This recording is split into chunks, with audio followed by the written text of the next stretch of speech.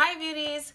Today's video is, more or less an experiment, if I have to be honest. It is, alright, let me tell you the plan. So, I watched a long time ago, I watched Peakmill do a 27 piece. Let me show you. The 27 piece, these are the kind of styles that you should get with a 27 piece. It should be like short styles. Instead of using the little closure that comes inside, this little piece here, you really just, you do the hair in a circle and then you just and plop the closure on top. But instead of doing that, she closed it up with I guess she made her own closure, but basically it was a frontal that she cut. So this is my plan. This is a very inexpensive project, okay? This one is by Model. Here goes the title. Model Dream Weaver, and this is in their color 1B. I probably shouldn't have done 1B. I probably should have done 1, but my plan is to use this old wig here. I actually was throwing it out and I thought, oh, I could just do like Peakmill, cut off the ends. Hello, closure.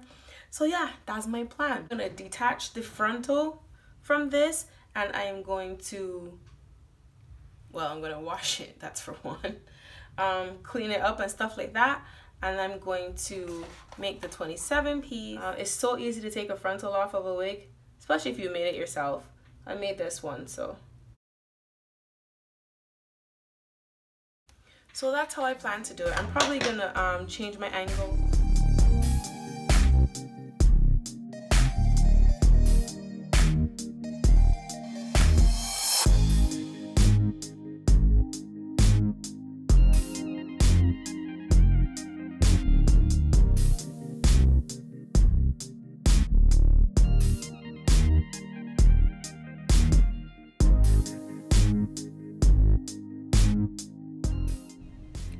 Sorry for my voice, beauties, but here we go.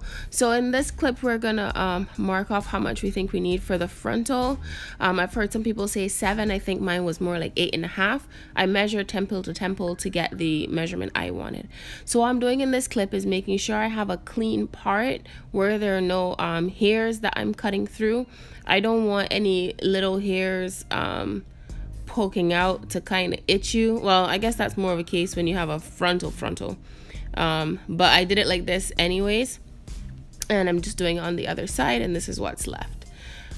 So this is the frontal I'm gonna clean up, and we're gonna use this wig cap just because this is what I found. But I did like that I had adjustable straps, and this is hella expensive, but it has 4 clips and I'm gonna use all of them plus another one that I found. So the frontal will go here, these are the ear tabs, and then it has the adjustable straps. So it's gonna be 5 clips in total, and I'm gonna use all of them, 3 at the nape and 2 at the ear tabs. So I'm just showing you here that I'm pulling the nape down low and I'm trying to center the cap using the mannequin's eyebrows as a marker, and then I'm gonna pin the straps out of the way so I don't sew them. I've done that before. So I'm throwing away this vinyl cap because that's what you would use if you glue them, and I'm just showing you that there's different lengths. So these things are so curly, it's going to be really hard to work with for sewing, easier when you're gluing. So what I opted to do was straighten out the whole thing, both lengths, and I left the longer length because I wasn't using it anyways. So I'm going to do an alternating pattern of double weft, single weft, double weft, single weft all through this wig. So I'm just showing you that I use the medium length bundle, and the first one I sewed down was double, and then this one I'm sewing down is single weft. But I'm wanting you to make sure that you do not sew through your adjustable band at the back. So I'm sewing, but I'm being very careful not to go through this because I want to be able to adjust my wig, well, if I need to.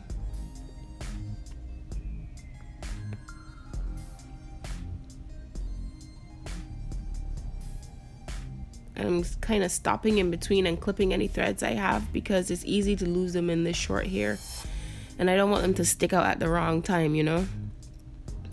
All right, now so this one I'm going in This is my shortest length, and I'm gonna make majority of the wig with this short length. This is double wefted. I'm piercing both, and then the wig cap, and this one is gonna go above the adjustable band, so that my adjustable band is very accessible and is in between the wefts. So I'm pretty much gonna do this going all the way up. When I get to the ear tab, I you know, out of habit, I kind of went on this slanted pattern so that the hair would fall forward. This was not the best idea because it works really good when you're doing a circle wig for 27 piece, but because I was cutting it, this wasn't the best idea, and you'll kind of get to see at the end when I put the wig on for you. But I'm just gonna go ahead and explain it as I was thinking it, and then you'll know not to do that for your own project. So I'm sewing this on a diagonal for 3 strands, single weft, double weft, no, double weft, single weft, double weft. Oh my gosh.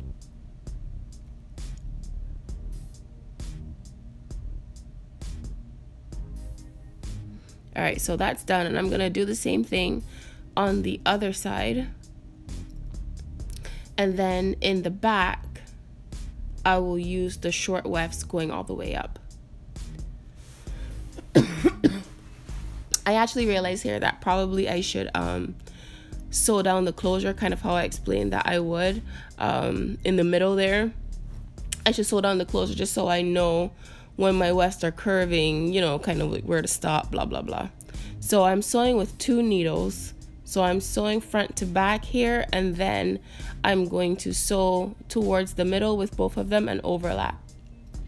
So then I sewed the shortest wefts all the way up to here, and then I was running out. I mean, the medium lengths, I was running out. So for these last few that I just demonstrated, I'm actually using the longest length, which is cool too, because that'll be easier to blend into the frontal, you know, when we're cutting. I'm just showing you now that I'm starting to close up, and then I'll do single tracks across there. So this is my last double weft, I believe.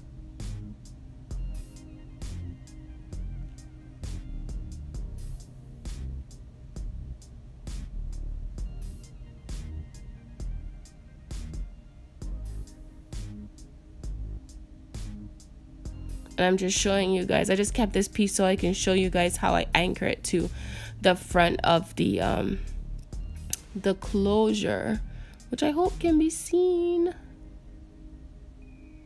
No, I didn't anchor it. Yeah, I anchored it to the diagonal braid. Now I'm anchoring to the closure. So I'm closing up the sides because that's the smallest space. And I'm fighting with my nylon thread. But anyways.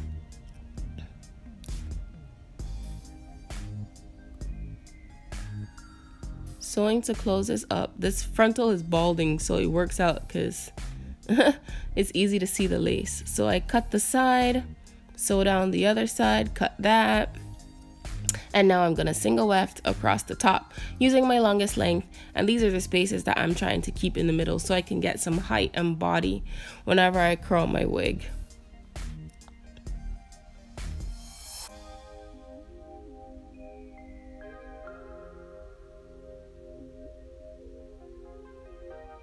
And this is the final stitch, I think. And then I'm gonna cut it and like, you know, push the needle through that last little piece just to make sure it's anchored down really good, because these little cut pieces like to pop up through your wig when you're wearing it. So just secure it really well. Now I'm cutting out that middle piece. It's not much to cut because it was already a U-part wig cap, but I'm cutting out that piece, and this is what the wig is looking like just as soon as I'm done.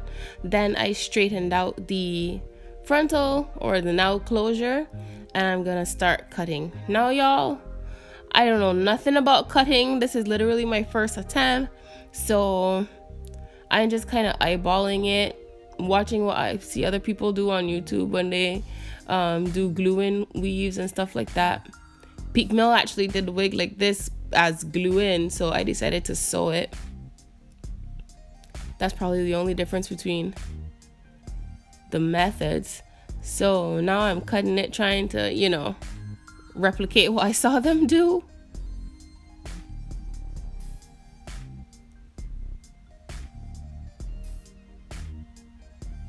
So I'm doing a combination of the cutting shears and this, what is this thing called again? The razor comb.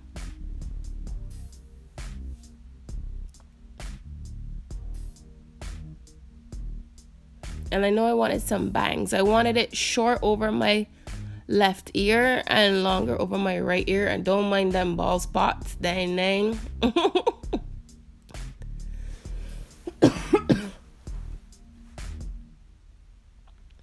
And now I'm shaving down what would be the like sideburns area.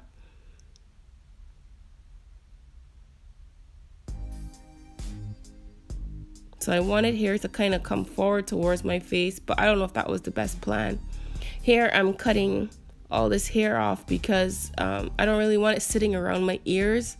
This hair is synthetic, so it kind of can poke you. So I'm trying to clear out a good space around my ears so it can sit comfortably.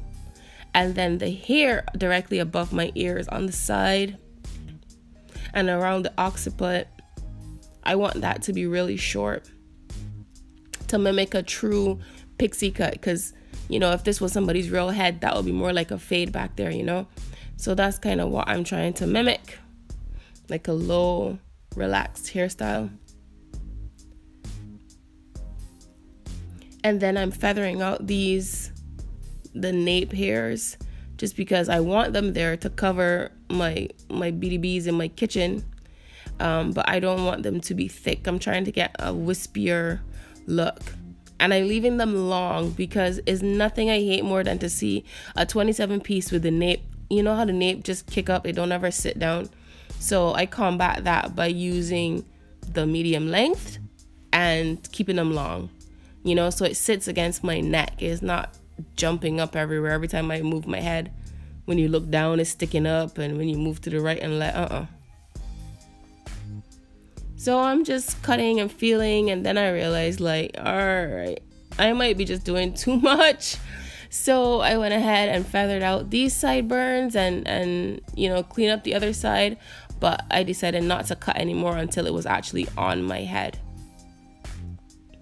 After this part, I mean. So I'm just showing you what I did on the wig cap. I put it on my head, and I used the clippers to clean up this edge, these edges here, the side, but I couldn't show you that. It was in the bathroom, and it's really hard to like work in a mirror anyways. And this is what I was talking about. These hairs going forward was a bad idea, because once I curled them, once I cut them, they're just sticking straight forward. So it works when you're leaving it curly, but when you're cutting it, that is not gonna work. And the thing is, I always sew on an angle, you know, when I'm making my closure wigs and stuff. So I just kind of did that out of habit, but it wasn't the best idea for this. So just bear that in mind.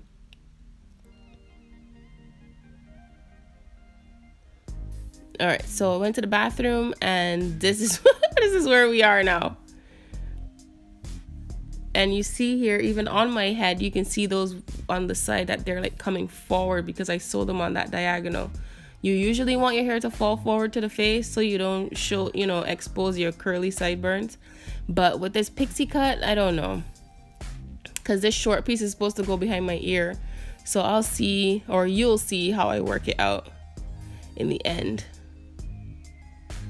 So I'm just showing you how the back looks when I left the pieces wispy but long, so that when I lift my head forward, or when I lift my head or bend forward, they're not kicking up in the back. And that's pretty much my goal. So I'm going to use the Lotta Body to help me style my hair, just because I see everybody do that. I have no idea. They call it molding. So I'm going to mold down my pixie cut.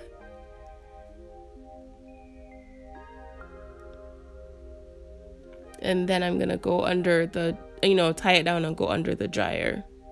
I'm going to do my best to get the hairs to go in the direction I want. Now, I did not have a small curler, which I went and bought one after this, But for this video, I did not have a small curler. So I kind of ended up wearing it straight like this, because the big curler, the 1-inch barrel, is pretty much straight. And this wig is just sitting on my head. It's not attached with got-to-be or glue or anything. So that's why you see me holding it when I'm combing it. So it don't fall off. Anyways, that's that. I couldn't get it to do any better. So I'm tying it down. Which I kind of like this tie down look. And here we are after the hair has dried. I'm brushing it out. I realized that molding it didn't make much of a difference. But anyways. Now I'm just gonna play with it until I can get it to look, you know, a nice way. And you guys can watch me figure that out, because I don't know anything about curling hair either. This is all a learning experience for me. This is all experimentation for me. And that's what I love about my YouTube channel. It allows me to take what I have and make something new, you know, without going to the store, without spending a whole bunch of money. You can recreate yourself in as many ways as you like. And I get to share it with you guys. So I'm trying to make a little hump in the top and stuff like that. It wasn't really working, but I still tried. I tried. And I'm going to try again now that I have a smaller curler to see if I can get anything that look like sensible curls in the back, where it's too short for this curling iron to actually hold the hair. So we shall see. I'm excited for that.